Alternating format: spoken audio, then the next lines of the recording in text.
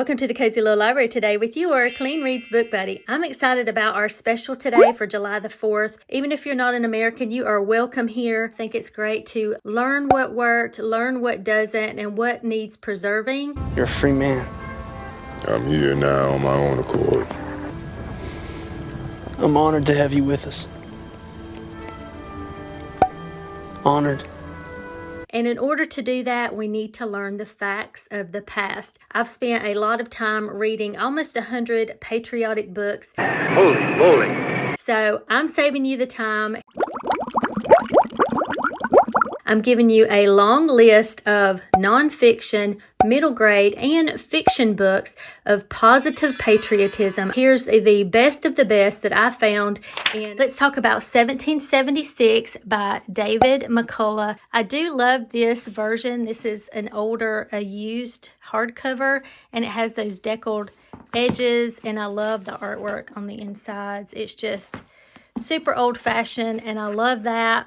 But yeah, I also love the paperback colorful one as well. Let's talk about the author for a second. David McCullough was a wonderful historian. He was educated at Yale. He won the Pulitzer Prize 2 times. The audiobook for this is done by David McCullough. It's his voice, and he has a wonderful one, makes it very, very engaging. David McCullough tells the intensely human story of those who marched with General George Washington in the year of the Declaration of Independence, when the whole American cause was riding on their success, without which all hope for independence would have been dashed, and the noble ideals of the Declaration would have amounted to little more than words on paper. So he did a lot of extensive research from the British archives and the American ones, and what I love about this book is that it melds the two together. As a matter of fact, it starts out in Parliament with King George III. I loved reading about the men who spoke up and said that they admired these rebels for what they were doing. That was very exciting and fun to read about. On the afternoon of Thursday, October the 26th, 1775, His Royal Majesty George III, King of England, rode in royal splendor from St. James's Palace to the Palace of Westminster, there to address the opening of Parliament on the increasingly distressing issue of war in America. And he's come to say his piece to Parliament. So it goes on, and then it goes into the American side. I love that there are so many letters that are written between the soldiers on both sides to their families and all kinds of people. There are several images in here. I will say this looks a little intimidating. However, the actual book part of it that is not source notes and citations in the back, it's only like 270 pages long. There are a lot of images, a lot of details, and I thought it was very interesting. But if you or someone you know cares about this point of history and wants a very accurate detailing of what happened just during this year between the two sides, then I highly, highly recommend this book.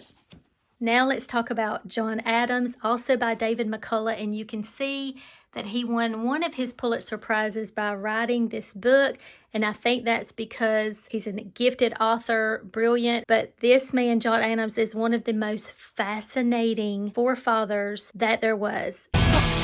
It is fascinating. Fiercely independent, and he was always honest. He went against his family members. He went against his friends at times. General Washington's army needs arms and men. Yeah. He was married to a very interesting woman, very volatile at times relationship with Thomas Jefferson. Now this reads like a novel. The audiobook is fantastic. Let's talk about Benjamin Franklin for a moment. And this book, Benjamin Franklin and American Life by Walter Isaacson, it says a thoroughly researched, crisply written, convincingly argued chronicle. I love that description of this. This was fantastic. It is about 550 true pages, but his life is so interesting. I have long been a fan and fascinated with all that this man accomplished, all of the different ways that he kept reinventing himself.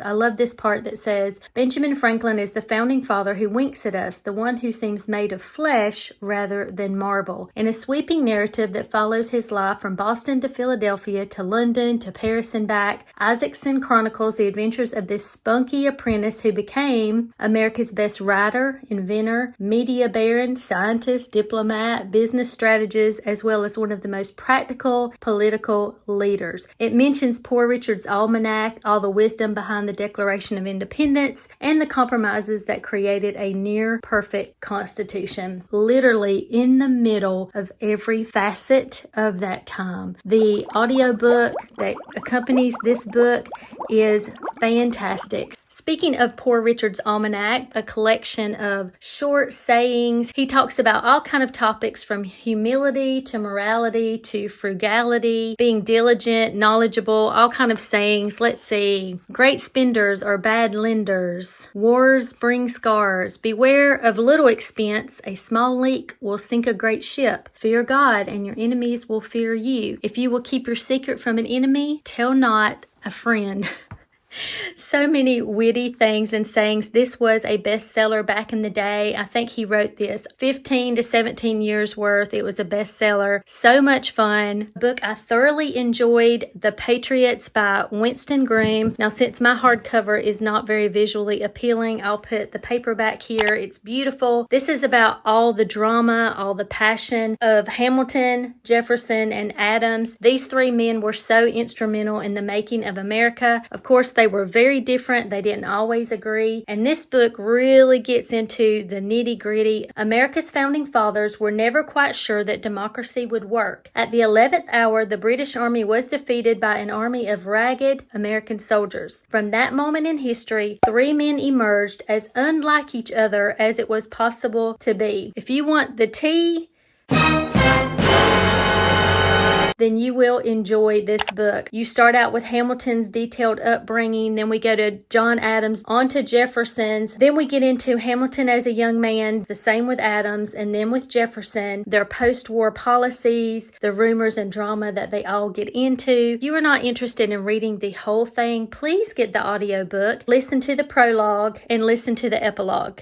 America's Forgotten Colonial History by Dana Huntley was a fabulous book that filled in a lot of holes for me. I know in my learning of history, the author says that there are about 150 years that are virtually unknown to us because we've been taught just this tiny, small little narrative, and this book really connects so many dots. I adored the writing style of this author because they had a way of really writing concise sentences that connected what was going on in England before the Mayflower. This would be a great coffee table book just to reference here and there. And you can see this is not a long book. This was very enjoyable. This beautiful book, Martha Washington, An American Life by Patricia Brady. The cover really caught my eye and I wanted to check this out, and I'm so glad that I did because I feel like Martha finally got a full biography that she's due. So not only does this book shed light on the real Georgian Martha, but it also brings into it a lot of the dramatic things around them, like John and Abigail Adams, Hamilton, Jefferson, and the real deal things, the drama, the tea. You know, behind the scenes things. The woman went through so much heartache. She was quite a firecracker and she was very beautiful, so interesting, and I love this cover so much. If you read no other nonfiction book recommendation that I suggest, please read The Constitution of the United States of America, especially if you are an American, but if you aren't, I think you'll find it very interesting as well. This particular copy is our late son's beautiful collector's item from Barnes & Noble. This is a beautiful book. You can see how thick it is.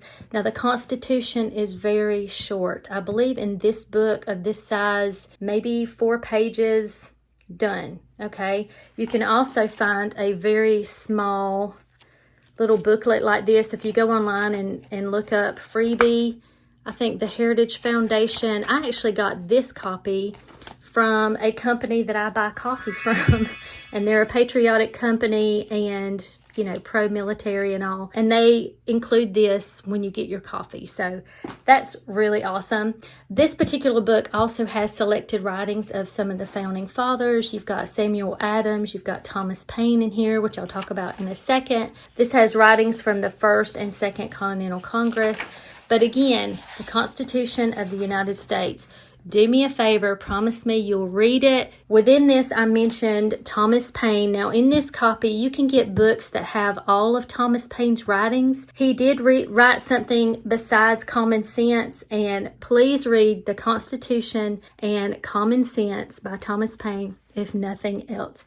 Highly, highly recommend these. Another interesting read that is important, especially for Americans, I think, to read and know and pass on, is the American Flag Handbook of History and Etiquette. This goes into the initial flag code that was put into place with the government and the do's and don'ts that you do with the flag. Wonderful, very short read of the American flag timeline, the history of how everything came into being. So crucial to learn and pass on this information.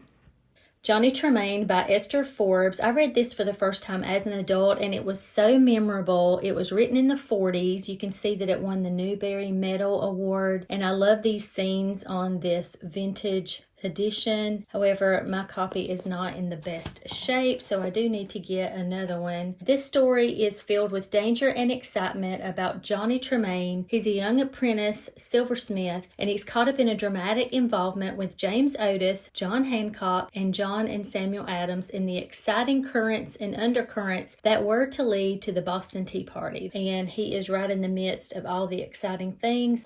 Paul Revere's Ride by Henry Wadsworth Longfellow. In the hour of darkness and peril and need, the people will waken and listen to hear the hurrying hoofbeats of that steed and the midnight message of Paul Revere. But this one is really fun because it has illustrations by E.J. Hagedorn, and illustrations like this one on the front. It is actually a coloring book with very simplistic drawings. I love it. But this one has an afterword in the back. Longfellow's rendition of the story of Paul Revere and the ride is not very accurate. He took a lot of creative liberties, very thorough afterword. And then there is the historical accurate story that the author puts back there. Highly recommend.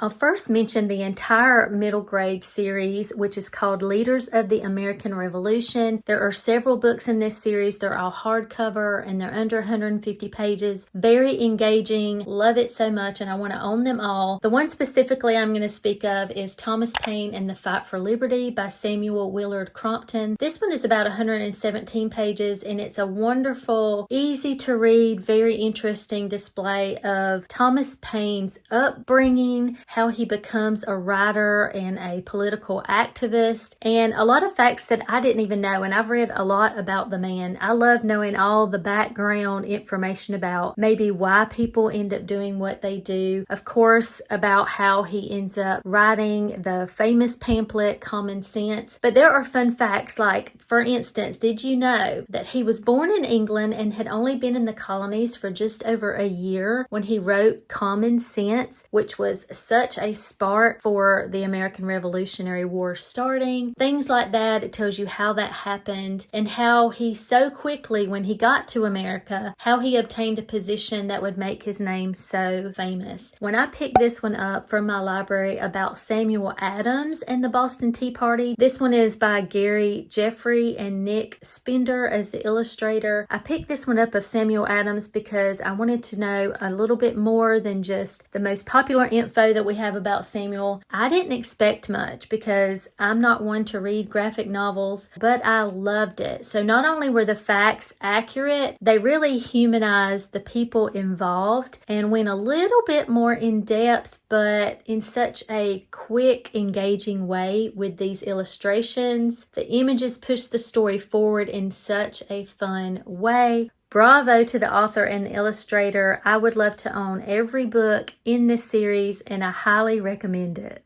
Last fall, I did a binge reading vlog weekend and I included this book. And when I did, I found out that so many of you are Magic Tree House fans. This is book number 22 in the Magic Tree House series called Revolutionary War on Wednesday by Mary Pope Osborne, and Sal Murdocha is the illustrator. These books are so fun if you're not familiar. It's about a brother and sister that go up into their tree house. They say something, and when they do, the tree house will turn and turn, and poof, they are put into this historical era right in the middle of a more famous historical event, and they get to help. And it's just a great way to read about history in a very fun way on a middle grade level. It's a dark and snowy night when the Magic Tree House whisks Jack and Annie back to colonial times. General George Washington is about to lead his army in a sneak attack against their enemy. Terrible weather is making the great general question his plans. Can Jack and Annie keep history on track? The fate of the country rests in their hands. Another wonderful middle grade book series is Adventures of the American Revolution. There are 4 books in this series, and they all revolve around Annie Henry, who is the 10-year-old daughter of famous patriot, famous speechmaker Patrick Henry. And so I want to own all 4 of them. I only have one so far, but we'll speak about this one, Annie Henry and the Secret Mission. This one says, drawing on the same courage and bravery she's seen in her patriot father, young Anne Henry is on a secret mission to help bring freedom to America. So she loves her dad, but war is coming and she desperately wants to help him in the cause for liberty. But so many things get in the way. A fire nearly destroys their crops, her seriously ill mother takes a turn for the worse, and then she falls from a horse and breaks her arm. Highly recommend this fun series that lets you know a little bit more about the Henry family and what was going on in a very engaging way.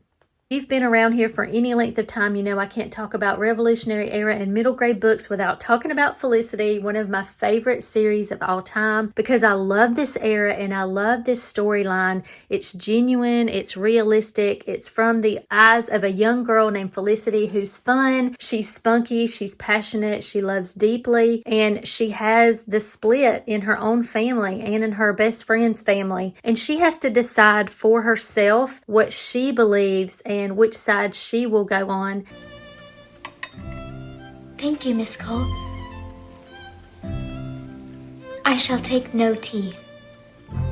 And it's just so interesting. My father's been arrested. What on earth for? For being a loyalist. Of course, we have horses. There's a little bit of horse cruelty mentioned. So many details in Williamsburg. Here I'm showing you the different options. It's a 6-book set, but then also there's an omnibus. Let's talk about The Lacemaker by Laura France. This is my first book by this author, and I am so highly impressed. This book is so good. 5 stars. I would have given it more if I could. Our 2 main characters are very unique, and I love the storyline between the 2 of them. It starts in May 1775 in Williamsburg. Lady Elizabeth Lawson is nearly everything a lady of her position could want. She's the daughter of a British lieutenant governor of the Virginia colony and a darling of fine society in a rugged land. Though her life seems in order, Colonial Williamsburg is a powder keg on the verge of exploding, and her fiance's cousin, Noble, carries the flame of revolution in his heart. I literally could not put this book down. I started it, and once I got into the story, I read the last half of the story so quickly. There's espionage, and you're right in the middle of the action. There is some love story in there. It's done so well. Last but certainly not least is the Harbor of Spies series. There are 2 books out now. Book number 3 is on the way by Megan Soya.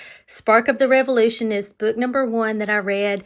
I'm finishing up book number 2, Secrets of the Revolution. This is so wonderful. It's like grown-up Liberty Kids meets faith content and a little bit of romance. Historically accurate, super exciting. It starts in 1773, right before the Boston Tea Party is about to happen, and the people that are involved there, you've got a blacksmith and you've got a brother and a sister who are coming over from England. They don't really want to be in the colonies, but everything that's going on with them, there is a British soldier that's connected to the family. You've got all kind of issues, all kind of fun stuff. So wonderful. In my Patreon, we are all squealing and geeking out about it. So much fun. If you want to learn about this era in a very fun, interesting way, I I love it. Thank you so much for being here, friends, this long. Give me a USA flag emoji just to let me know that you're here. There are so many positive patriotism books. Of course, this video was specifically about colonial America, my favorite era. But between now and Veterans Day, let me know that you're going to join me in reading patriotic books to learn a little bit more. Let me know in the comments which books from this video you're most excited about. And